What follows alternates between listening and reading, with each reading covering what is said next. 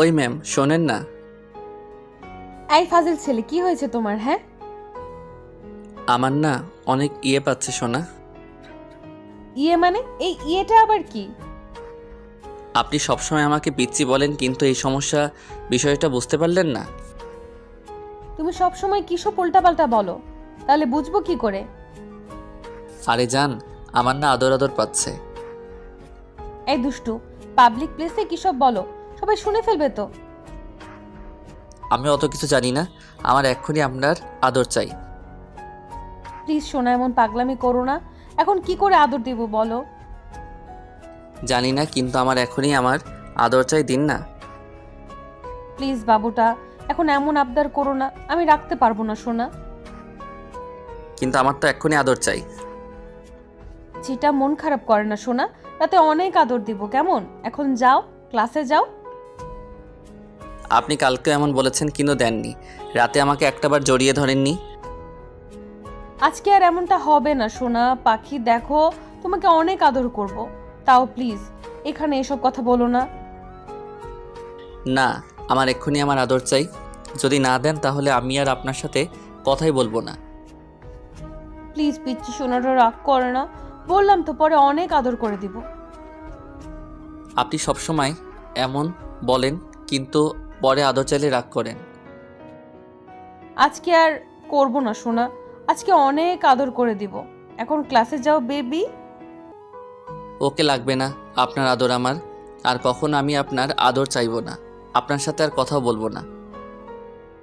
নিলয় কথাটা বলে রাগ করে চলে যেতে গেলে নিশি ওর হাতটা ধরে ফেলল।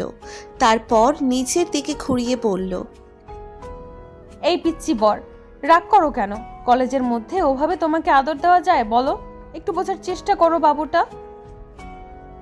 বললাম তো আমার আদর লাগবে না, ছাড়েন, আমি চলে যাচ্ছি। আর কখনো আপনার কাছে আদর চাইবো না।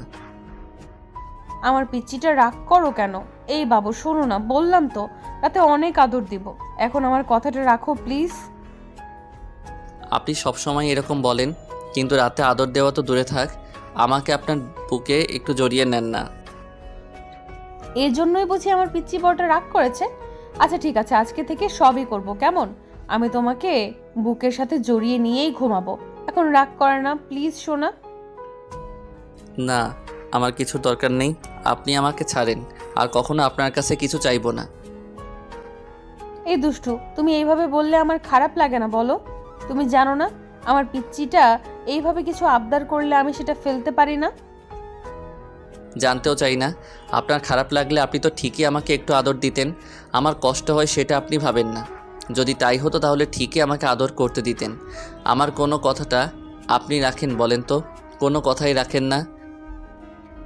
আমি জুনিয়র বলে আপনি আমার কথাই শুনেন না। ছাড়েন আমাকে, আমি চলে যাচ্ছি। আর কখনো আপনাকে ডিস্টার্ব করব না। নিলয় কথাটা বলে মাথা নিচু করে নিল। নিশি আশেপাশে তাকিয়ে দেখল কেউ নেই। তখনও নিলয়ের মুখের পাশে হাত দিয়ে বলল, এই পিচ্চি বর, তাকাও আমার দিকে। দেখে এত রাগ অভিমান করলে হয় বলো? তুমি জানো না তোমার রাগ অভিমানটা আমি নিতে পারি না। আমার বাবুটাকে আদর করে দিব, কিন্তু এখানে না। নিশির কথাতে নিলয় একটা হাস্য উজ্জ্বল চেহারা নিয়ে ওর মুখের দিকে তাকালো। নিশিও মুচকি মুচকি হাসছে। আচ্ছা ঠিক আছে, আমাকে অনেক আদর করে দিতে হবে কিন্তু। ওকে যান, দিব, কিন্তু এখানে তো আদর করতে পারবো না। তুমি আমার রুমে যাও, আমি আসছি, কেমন? নিলয় মাথা নেড়ে হ্যাঁ সূচক উত্তর দিয়ে চলে গেল। নিশি মুচকি হাসতে লাগলো আর ভাবলো, পিচ্চিটা আমাকে বড্ড বেশি ভালোবাসে, না হলে সবসময় এভাবে আদর করে কেউ? আমি ওর উপর যত রাগ অভিমান দেখাই, ও ততই আমাকে বেশি ভালোবাসে। জানি না এই পিচ্চিটার মধ্যে কি এমন আছে যে ওর মায়ায় আটকে পড়ে গেছি। হয়তো ওকে ভালো না বাসলে বুঝতেই পারতাম না কেউ কাউকে এতটা বেশি ভালোবাসতে পারে। দুষ্টুটা রাগ করবে, কিন্তু একটু আদর দিতেই ওর রাগ অভিমান পানি হয়ে যাবে। কাল রাতে তো রাগ করে ওকে নিজের কাছে আসতে দিলাম না, সেই জন্যই হয়তো আদর চাইছে। একদম পিচ্চিদের মতো সব সময় আদরের জন্য বায়না করবে। এখন যাই, আমার বাবুটাকে একটু আদর করে দিয়ে আসি। আপনারা ভাবছেন এখানে কি হচ্ছে? তো নিশিকে যদি নিলয় ম্যাম বলে তাহলে ওদের মাঝে সম্পর্কই বা হলো কিভাবে, আর নিশিই বা ওকে বর বলছে কেন? শুনুন তাহলে, নিশি নিলয়ের থেকে 3 বছরের সিনিয়র। কলেজে সেদিন প্রথম নিলয় নিশিকে দেখেছিল, ভেবেছিল নিশি ওদের ক্লাসের স্টুডেন্ট হবে, কারণ নিশির বয়সটা ততটা বেশি নয়। তার ওপর ওকে ম্যাম মনে হয় না, বয়সটা মাত্র 24-এ পড়েছে, তাই এরকম ভুল করাটাই স্বাভাবিক। যেদিন নিলয়ের সাথে নিশির প্রথম দেখা হয়েছিল সেদিন দুজনের বেশ বড়সড় একটা ধাক্কা লেগেছিল। ধাক্কা লেগে নিশি পড়ে যেতে গেলে নিলয়ের শার্টের কলারটা ধরে ফেলে। নিলয় টাল সামলাতে না পেরে নিশির উপরে পড়ে যায়, আর অনিচ্ছাকৃত যেটা হবার সেটাই হয়েছে। নিশির ঠোঁটের সাথে নিলয়ের ঠোঁট স্পর্শ করে, সাথে সাথে যেন দুজনের শরীরের মধ্যেই কারেন্ট বয়ে যায়। নিশি এক মুহূর্তের জন্য নিজের মধ্য থেকে হারিয়ে যাচ্ছিল, কারণ এই প্রথম কোনো ছেলের ঠোঁটের স্পর্শে ওর ঠোঁট পড়ল। ও ভুলে গিয়েছিল ও কোথায় আছে, আর নিলয় হাঁ করে ওর দিকে তাকিয়েছিল। নিশিকে এতটাই সুন্দর আর এত বেশি কিউট, যার জন্য নিলয় ওর দিক থেকে চোখ ফেরাতেই পারছিল না। ওই জন্যেই হয়তো কলেজের প্রায় স্টুডেন্ট নিশির প্রতি ফিদা হয়ে গিয়েছিল। নিলয় ভাবতেও পারেনি ওই মেয়েটার প্রেমে পড়ে যাবে, আর একটা সময় এই মেয়েটা ওকে প্রচণ্ড পরিমাণে ভালোবেসে ফেলবে। ঈশা আর নিশির প্রেমের গল্পটা কোনো সিনেমার গল্পকেও হার মানাবে। নিলয় বুঝতে পারে ও একটা মেয়ের উপর পড়েছে, আর সবাই ওদের দিকে হা করে তাকিয়ে আছে। নিলয় তাড়াহুড়ো করে উঠে নিশির দিকে হাত বাড়িয়ে বলতে শুরু করে, সরি, আমি বুঝতে পারিনি, প্লিজ আপনি কিছু মনে করবেন না। নিলয়ের কথায় নিশির ঘোর কাটে। ও খেয়াল করে নিলয় ওর দিকে হাত বাড়িয়ে দিয়েছে। নিশিও ওর হাতটা ধরে উঠে আসে, আর একটা লজ্জা মাখা কণ্ঠে বলে, ইটস ওকে, সমস্যা নেই। আমি একটু তাড়ায় ছিলাম এই জন্য, কিন্তু তুমি একটু দেখে শুনে চলতে পারো না? চলছিলাম তো, কিন্তু আপনি হঠাৎ করে সামনে চলে আসলেন, তারপর অনিচ্ছাকৃত ধাক্কাটা লেগে গেল। তার জন্য তো বললাম সরি, প্লিজ রাগ করবেন না। আর সবার সামনে কিন্তু থাপ্পড় টাপ্পড় মারবেন না, তাহলে কিন্তু প্রেস্টিজের একদম পাংচার হয়ে যাবে। আরে না না, আমি অতটা রাগী নই যে তোমাকে সামান্য একটা বিষয়ের জন্য থাপ্পড় মারবো। আসলে তুমি কোন ইয়ারের স্টুডেন্ট? এই তো অনার্স সেকেন্ড ইয়ারের। আর আপনি? নিলয়ের কথাতে নিশি একটু হেসেছিল, যে হাসির মানেটা ও তখন বুঝতে পারেনি, তাই বারবার জিজ্ঞেস করছিল নিশি কোন ইয়ারের স্টুডেন্ট। তখন নিশি বলেছিল, একটু পরেই জানতে পারবে, এখন যাও, ক্লাসে যাও। সেদিন ক্লাস শুরু হলে প্রিন্সিপাল নিলয়দের ক্লাসে ঢুকে আর সাথে একটা মেয়েকে নিয়ে আসে। সবাই প্রিন্সিপালকে দেখে উঠে দাঁড়াতেই নিলয়ও মেয়েটার দিকে খেয়াল করে, দেখে মেয়েটা আর কেউ নয়, একটু আগে যার সাথে ওর ধাক্কা লেগেছিল সেই মেয়েটা। নিলয় একটু অবাক হয়ে ভেবেছিল মেয়েটা হয়তো ওদের ক্লাসের নতুন স্টুডেন্ট, তাই প্রিন্সিপাল সবার সাথে ওর পরিচয় করিয়ে দিতে নিয়ে আসছে। কিন্তু তারপর প্রিন্সিপাল বলতে লাগলো মেয়েটা নাকি ওদের নতুন ইংলিশের ম্যাম। কথাটা শোনার সাথে সাথে নিলয় যেন আকাশ থেকে পড়েছিল, আর এক নিমেষের মধ্যেই ওর ভেতরে যত ভাবনা চিন্তা আর মাথায় যত কথা ঘুরপাক খাচ্ছিল সবটা পাশ কাটিয়ে বেরিয়ে গেছিল। ও নিজে নিজেই বলেছিল, যা শালা, ভেবেছিলাম আমাদের ক্লাসমেট হবে, কিন্তু উনি যে ম্যাম সেটা তো বুঝতেই পারিনি।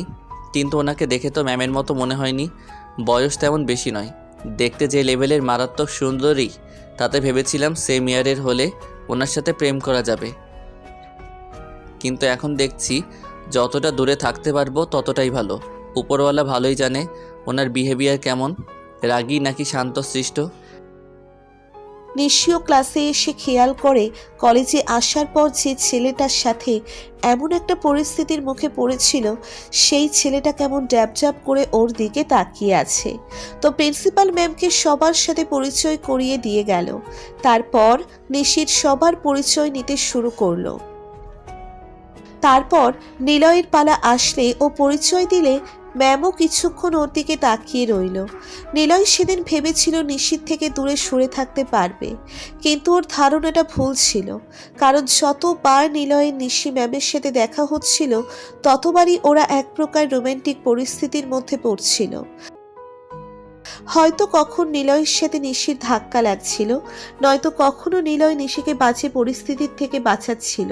তো একদিন কয়েকটা বাজে ছেলে নিশিকে কলেজে আসার পথে পিছু করে। নিশি সেদিন অনেকটা ভয় পেয়েছিল। তারপর আরও কিছুটা আসতেই নিশি দেখতে পায় নিলয় ওর ফ্রেন্ডের সাথে আসছে। তখন নিশি দৌড়ে গিয়ে নিলয়কে জড়িয়ে ধরেছিল, আর তাতেই নিলয় নিশির থেকে দূরে থাকতে পারছিল না, উল্টে ওর মায়ায় পড়ে যাচ্ছিল। নিশি সেদিন আবার দ্বিতীয়বারের মতো লজ্জায় পড়ে গেছিল, যখন ভয় পেয়ে নিলয়কে জড়িয়ে ধরেছিল। নিলয় বিষয়টাকে স্বাভাবিকভাবেই নিয়েছিল, কিন্তু ও নিশিকে মন থেকে সরাতেই পারছিল না। ওই ঘটনার পর থেকে নিশি শুধু নিলয়ের চিন্তা ভাবনা জুড়ে বিচরণ করছিল। ওর মাথায় ঘুরপাক খাচ্ছিল। নিলয় জানে এই সম্পর্কটা হওয়া সম্ভব না, তারপরও মনকে মানাতে পারছিল না। ও শত চেষ্টা করেও নিশির থেকে দূরে সরে থাকতে পারছিল না। 6টা মাসের মধ্যে নিলয় নিশিকে এতটাই বেশি ভালোবেসে ফেলে, যার জন্য ওকে আর না বলে থাকতে পারছিল না, আবার ভয়ে বলতেও পারছিল না। নিলয় কোনো উপায় না পেয়ে নিশিকে বোঝানোর চেষ্টা করে, আর নিশি ততই ওর থেকে দূরে থাকার চেষ্টা করে। তারপর এক পর্যায়ে দুজনের মাঝে ফ্রেন্ডশিপও হয়ে যায়। তারপরও নিশি নিলয়ের থেকে দূরে থাকার চেষ্টা করত। ও জানতো নিলয় একটা ছেলে, তাই ওর প্রতি দুর্বল হতেই পারে। একটা বছর যেতেই নিশিকে প্রপোজ করে দেয়। নিলয় যেদিন প্রথম আমাকে প্রপোজ করে সেদিন অনেক বেশি অবাক হয়েছিলাম। ভাবতে পারছিলাম না এই পিচ্চি ছেলেটা কিনা আমাকে ভালোবাসে। এরকম কিছু শোনার পর আমি স্তব্ধ হয়ে গিয়েছিলাম। নিলয় বারবার আমার থেকে উত্তরটা জানতে চাইছিল, আমি কিছু বলতে পারছিলাম না। ম্যাম, আমি সত্যি আপনাকে অনেক বেশি ভালোবেসে ফেলছি। আমি চেয়েছিলাম আপনার থেকে দূরে সরে থাকতে, কিন্তু বারবার আপনি আমার কাছে আসতেন, আর অপ্রীতিকর পরিস্থিতির মধ্য দিয়ে হলেও আমাদের দুজন স্পর্শে আসতাম, যেগুলো ভোলার মতো নয়। তারপরও আমি আপনাকে ভুলে থাকার চেষ্টা করতাম, কিন্তু ভুলতে পারিনি, তাই একটা সময় আপনাকে ভালোবাসতে বাধ্য হয়েছি। আর এখন এত বেশি ভালোবাসি যে আপনাকে ছেড়ে দূরে থাকাটা আমার পক্ষে সম্ভব হচ্ছে না। প্লিজ ম্যাম, আপনি আমাকে ফিরিয়ে দিয়েন না। আপনি যা বলবেন আমি তাই করতে রাজি, কিন্তু তারপরও শুধু আমি আপনাকে চাই। নিলয়, তুমি যেটা চাও সেটা কখনোই সম্ভব না, কারণ আমি তোমার ম্যাম আর তুমি আমার স্টুডেন্ট। তাই আমাদের মাঝে এরকম কোনো সম্পর্ক হতে পারে না। তুমি আর এসব কথা কখনো বলবে না। তুমি যদি এইসব কথা বলো তাহলে আমি প্রিন্সিপালকে সবটা জানাতে বাধ্য হব। ম্যাম, আমি আপনাকে সত্যি ভালোবাসি। একবার এই কথা বলেছো তো বলেছো, আর বলবে না। যদি বলো তাহলে আমার থেকে খারাপ আর কেউ হবে না। তুমি আর কখনো আমার সাথে কথা বলতে আসবে না। সেদিন থেকে নিশি নিলয়কে ইগনোর করতে শুরু করে। নিশির অবহেলাগুলো এতটাই তীব্র ছিল যেটা নিলয় সহ্য করতে পারত না। তারপরও আরও 6টা মাস ওকে মনের কথাগুলো আর ভালোবাসাটা বোঝানোর চেষ্টা করে, কিন্তু শেষ যেদিন নিশি নিলয়ের সাথে অনেক বেশি মিসবিহেভ করে ফেলে, সেদিনও অনেক বেশি কষ্ট পায়। নিশি সেদিন নিলয়ের গায়ে পর্যন্ত হাত তোলে। নিশির থেকে সেদিন নিলয় জীবনের সবচেয়ে বেশি কষ্ট পেয়েছিল, তাই ভেবেছিল ওর থেকে দূরে সরে যাওয়ার চেষ্টা করবে, কিন্তু পারছিল না। উপায় না পেয়ে নিলয় সেদিন শহর ছেড়ে চলে গেছিল। আর একটা মাস ওর কোনো খোঁজ খবরও ছিল না। অন্যদিকে নিশিও আস্তে আস্তে নিলয়ের দুষ্টু মিষ্টি খুনসুটিগুলো মিস করছিল। তারপর ওকে নিয়ে ভাবতে ভাবতে একটা সময় এত বেশি ভালোবেসে ফেলেছিল যে নিশির পক্ষেও তখন আর নিলয়কে ছাড়া থাকা সম্ভব ছিল না। নিশি যখন বুঝতে পেরেছিল ও নিলয়কে ভালোবাসে, সেদিন থেকেই ওর সাথে দেখা করার জন্য ব্যাকুল হয়ে ওঠে। কিন্তু নিলয় শহরে ছিল না, তাই নিশি ওর বাসায় গিয়ে কথা বলে। নিশি সরাসরি নিলয়ের আব্বু আম্মুকে সবটা জানালে ওরা অবাক চোখে নিশির দিকে তাকিয়েছিল। তখন নিশি কান্না করে করে বলেছিল ও নিলয়কে ভালোবাসে, ওকে বিয়ে করতে চায়, ওকে না পেলে বাঁচতে পারবে না। নিলয়ের আব্বু আম্মু ওকে যে শর্ত দিবে ও সেটাই মেনে নিবে, তারপরও ও শুধু নিলয়কেই চায়। নিলয়ের আব্বু আম্মু নিশিকে অনেক বেশি পছন্দ হয়ে যায়, তাই ওরা সেই দিনই নিশির সাথে ওদের বাসায় গিয়ে বিয়ের কথা বলে। কিন্তু নিশির আব্বু আম্মু প্রথমে রাজি হচ্ছিল না। নিশি অনেক কান্নাকাটি করলে ওর আব্বু আম্মু উপায় না পেয়ে রাজি হয়ে যায়। পরদিনই নিলয়কে বাসায় আসতে বললে নিলয়ও বাসায় আসে।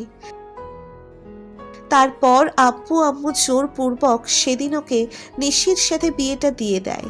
আব্বু আম্মুর কথাটা নিলয় ফেলতে পারেনি, তাই বিয়েটা করে নিয়েছিল। তারপর বাসর ঘরে যখন নিশিকে দেখে তখন অনেক বেশি অবাক হয়ে যায়। নিলয় ভাবতেও পারেনি যাকে এত বেশি ভালোবাসতো তাকে এত সহজে পেয়ে যাবে। নিশি আমার সাথে এমন একটা অভিনয় করেছিল বলে ওর ওপর প্রচণ্ড পরিমাণে রাগ হচ্ছিল, কিন্তু পাগলিটার কান্নাতে ওর ওপর আর রাগ করে থাকতে পারিনি। বিয়ের পর থেকে নিশি নিলয়ের বাসাতেই থাকে। কেউ জানে না ওরা দুজন স্বামী স্ত্রী। আর নিশিও নিলয়কে বলে দিয়েছে ওর পড়ালেখাটা শেষ না হওয়া পর্যন্ত ওরা কোনো বেবি নেবে না। তাই নিশিও নিলয়কে তেমনভাবে ওর কাছে আসতে দেয় না। তারপরেও ওকে প্রচণ্ড ভালোবাসে। আর নিলয়ও বাচ্চাদের মতো সব সময় ওর কাছে এভাবে আবদার করে যেটা নিশি ফেলতে পারে না। নিশি নিচের রুমে চলে আসে, দেখে নিলয় জানালা দিয়ে বাহিরের দিকে তাকিয়ে আছে। নিশি রুমে ঢুকে দরজাটা আটকে দিয়ে গিয়ে ওকে পেছন থেকে জড়িয়ে ধরে। নিলয় ওকে ছাড়িয়ে নিয়ে নিশির দিকে ঘুরে ওর কোমর জড়িয়ে ধরলে নিশি ওর মুখের দুই পাশে হাত দিয়ে বলতে লাগলো, এই পিচ্ছি, তুমি কিন্তু দিন দিন অনেক দুষ্টু হয়ে যাচ্ছ। তুমি জানো না তুমি এইভাবে কিছু আবদার করলে আমি সেটা ফেলতে পারি না? জানি তো, ওই জন্যই আমার সিনিয়র বউটার কাছে এভাবে আবদার করি। আচ্ছা তাহলে আদর করে দিলেই তো হতো, এত বারণ করছিলেন কেন? তুমিও না দিন দিন একদম বেপরোয়া হয়ে যাচ্ছ। যেখানে সেখানে আদর চাও। কলেজের মধ্যে আদর করা যায় নাকি, দুষ্টু? আমি অত কিছু বুঝি না, আমার যখন আদর পেতে ইচ্ছে করবে আমি তখনই আপনার কাছে আবদার করব। তাই? আচ্ছা দাঁড়াও, আদর করে দিচ্ছি। নিশি নিলয়ের দিকে ঠোঁট এগোতে গেলে নিলয় আর দেরি না করে 4 ঠোঁট এক করে দিল। দুজন দুজনের ঠোঁটের স্বাদ নিতে লাগলো। ভালো থাকুক ভালোবাসাগুলো। ও হ্যাঁ, আপনারা কি করছেন? সাবস্ক্রাইব করুন, লাইকটা দিতে ভুলবেন না যেন। এত কষ্ট করে ভিডিও বানাই আর আপনারা সাবস্ক্রাইব করেন না। আর হ্যাঁ, যারা পেজ থেকে ভিডিও দেখেন ফলো করতে ভুলবেন না। আল্লাহ হাফেজ।